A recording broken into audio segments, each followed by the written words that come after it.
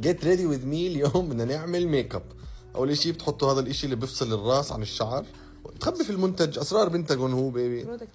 بعديها بتحطوا نقطتين دموع تماسيح، عشان ايش ما عملتي هو غلطان، بتفركوهم منيح عشان يتأسف عليك. بعديها بتجيبوا المسكرة وبتبلشوا تحطوا تحت العينين.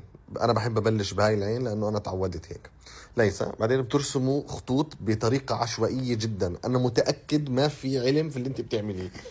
بتحطوا مي على اسفنجة وبتستعملوها عشان تمزجوا كل اشي مع بعض. زي ما انتم شايفين شوكولاتة فجأة بتظهر من يا مكان.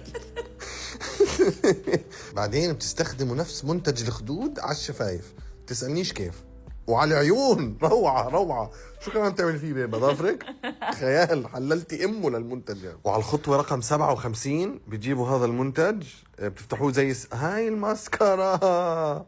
مش هديك، هديك ايش كانت؟ كونسيلر. ليه بتخبي في المنتجات بيبي؟ انا مش فاهم. بتخبي المنتج بعدين بتستعمليه. ما هو واضح ايش هو المنتج. منتج حواجب بتخبي فيه وتستعمليه. شو هالتشويق. بس والله عسل طالع وجهه، عسل عسل.